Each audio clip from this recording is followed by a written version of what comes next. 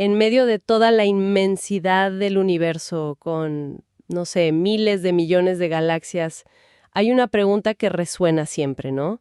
Está en el Salmo 8. ¿Qué es el ser humano para que Dios se acuerde de él? O sea, ¿por qué entre tanta majestuosidad recibe esa atención, esa visita divina? Es que esa es la pregunta fundamental. Totalmente. Porque la respuesta define nuestra identidad, define todo. El propósito de esta charla es justo ese, explorar de dónde viene la dignidad humana desde una perspectiva teológica, claro, basándonos en estos textos. Y no es algo solo académico, ¿verdad? Para nada. La respuesta a esa pregunta determina si una persona se ve a sí misma como un accidente cósmico o, pues, como un proyecto con intención. Y eso lo cambia absolutamente todo. Así que, para eso, nos vamos a sumergir en conceptos que vienen de Génesis, de los Salmos, del Nuevo Testamento. La misión, digamos, es tratar de entender cuál era el diseño original de la humanidad. Y más importante, por qué fue necesaria una redención tan dramática. Y la primera idea que salta de estos textos es la verdad bastante radical. Sostiene que la dignidad humana no es algo que te ganas, no es algo que construyes, sino que es algo que se nos dio de fábrica. Pero si es así, ¿de dónde viene? ¿Cuál es la fuente? La fuente está descrita en Génesis 1:26, y es una de las frases más potentes de toda la Escritura. Dice, «Hagamos al ser humano a nuestra imagen, conforme a nuestra semejanza». Hay que detenerse a pensar en lo que esto significa de verdad. No dice, hagamos algo que se parezca a nosotros. No, dice a nuestra imagen. Es una réplica. Exacto. En el acto de crear a la humanidad, Dios estaba, de alguna manera, replicando a sí mismo en un plano material. El ser humano es la expresión visible de cómo Dios se concibe. ¡Wow! Eso es vertiginoso. Porque si es así, quiere decir que cuando una persona, no sé, compone una sinfonía, o diseña un edificio, o establece un sistema justo. Dios se está viendo a sí mismo, en acción. Claro.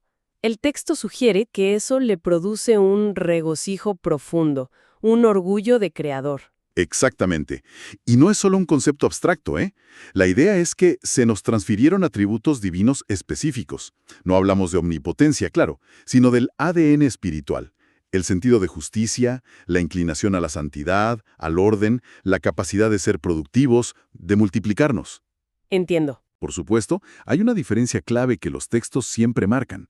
Dios es eterno, sin principio ni fin. Nosotros sí tenemos un principio. Pero esa esencia, ese diseño, es el fundamento de nuestro valor. Pero claro, aquí la narrativa da un giro drástico en Génesis 3, con la famosa caída. Si la humanidad ya era tan valiosa, si era la imagen misma de Dios, entonces, ¿por qué fue necesaria la redención a través de Cristo? Porque no bastaba, digamos, un ángel o los miles de sacrificios de animales. Parece una solución desproporcionada. Y aquí es donde la perspectiva que plantean las fuentes se vuelve contraria a la enseñanza más popular. Comúnmente se nos dice que éramos miserables pecadores, sin ningún valor, y que la redención es el acto de misericordia que nos da valor. Estos materiales proponen una lógica inversa, mucho más potente. Y este es el punto que para mí lo cambia todo. La idea no es que Dios vino a redimirnos porque éramos un cero a la izquierda. No. Sino precisamente porque éramos su imagen. El rescate no fue motivado por nuestra miseria, fue por nuestro inmenso valor original. Es que no se paga un rescate millonario por algo que no vale nada. Justo. Si lo conectas con el panorama completo, la redención fue un compromiso moral de Dios consigo mismo. Lo que se corrompió en la caída no fue solo la humanidad, fue la representación de Dios en la tierra. Su propia imagen estaba en juego. Ah, claro. Por eso era una misión que solo él podía cumplir. No podía enviar a un subordinado porque era su propio honor, su propio concepto, su diseño, lo que estaba en la balanza. Un momento. La idea de un compromiso moral de Dios consigo mismo es muy fuerte, pero ¿no suena casi a que la motivación de Dios fue, en cierto modo, egoísta? ¿Como una forma de proteger su propia reputación? ¿Qué soporte textual hay para una idea tan radical? Es una pregunta excelente, porque nos obliga a ir más allá. El soporte está en toda la narrativa de la redención. La Biblia describe a Cristo como la imagen del Dios invisible. Cuando Él viene, no viene a crear algo nuevo, sino a restaurar la imagen original. Es un acto de coherencia. Entiendo. Mira, si un artista ve su obra maestra vandalizada, restaurarla no es egoísmo. Es un acto de amor por la obra y de fidelidad a su propia visión original. La redención, desde este punto de vista, es Dios siendo fiel a su creación y, por lo tanto, a sí mismo. Entendido. Esa aclaración sobre la restauración de la obra maestra es clave. Y me hace pensar de nuevo en esa frase del Salmo 8. Siempre me sonó a que éramos como una especie de segunda categoría. ¿Le has hecho poco menor que los ángeles? Pero si lo que estaba en juego era la imagen de Dios mismo, quizás esa frase significa algo completamente distinto. Y lo significa. Aquí la traducción es crucial. La palabra hebrea original que se traduce como ángeles es Elohim. ¿Elohim? ¿Sí? Y Elohim es la palabra que se usa miles de veces en el Antiguo Testamento para referirse a Dios. De hecho, algunas traducciones más literales lo vierten así: le has hecho poco menor que Dios. Esto cambia la perspectiva por completo. ¿Cómo? A ver, poco menor que Dios.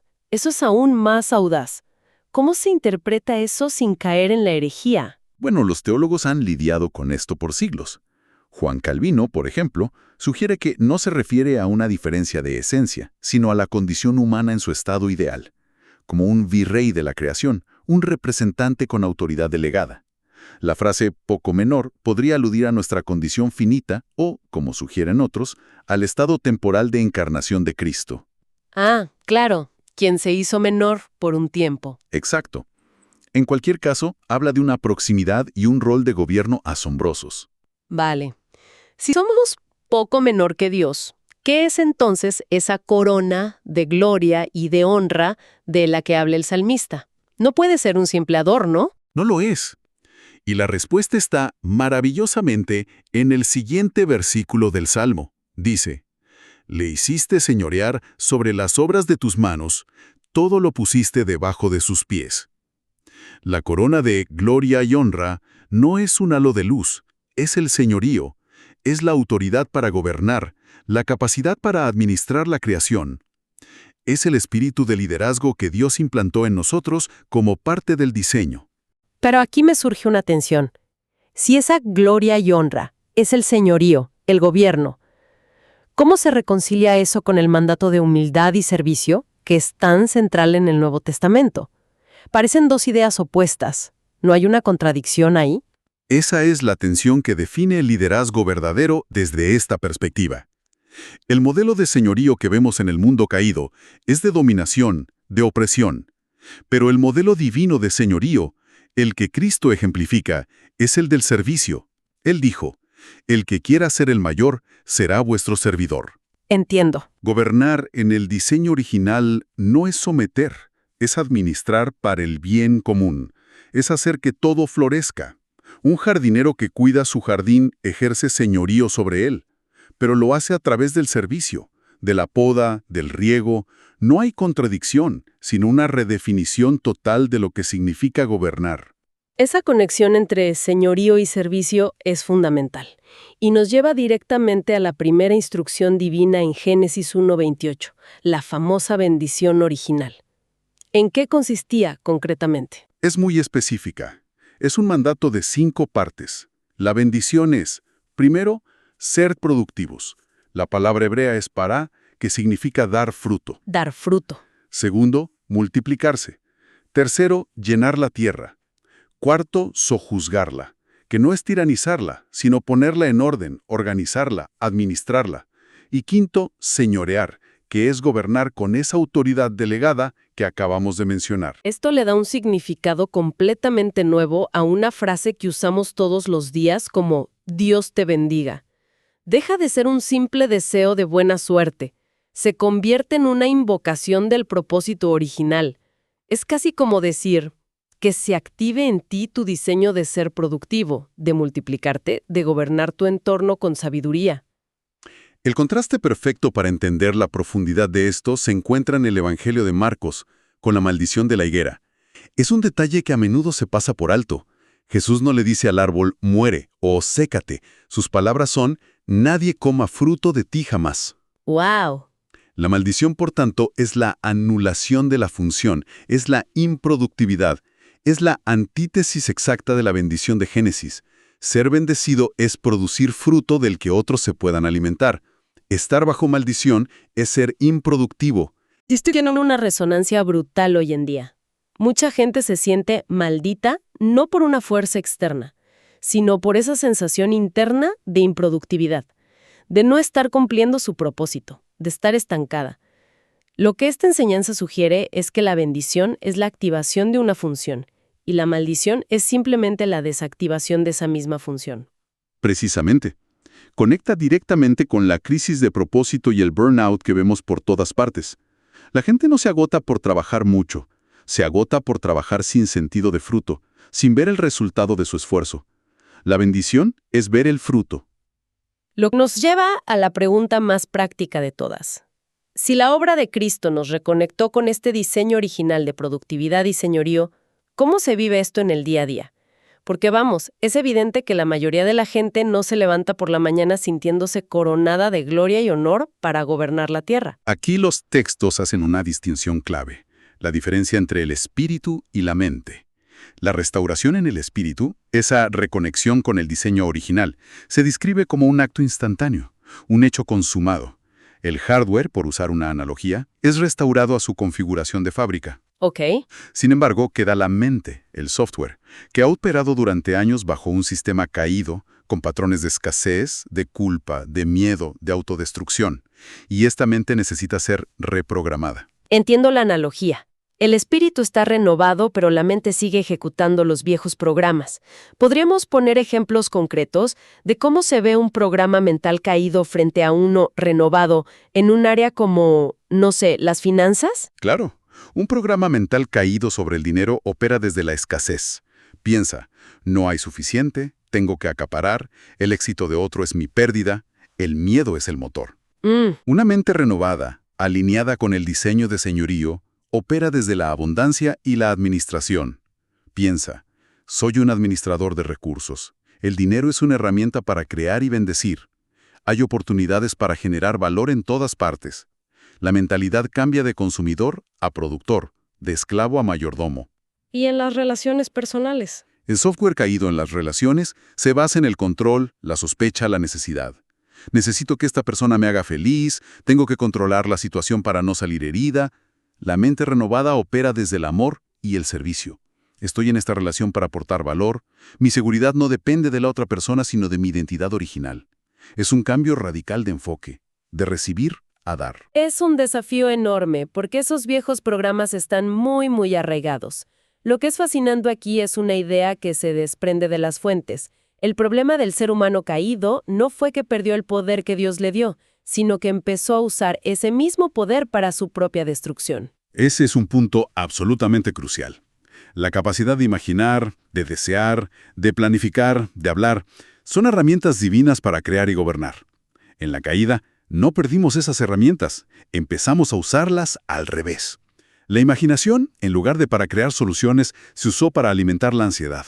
El deseo, en lugar de para buscar el bien, se usó para codiciar.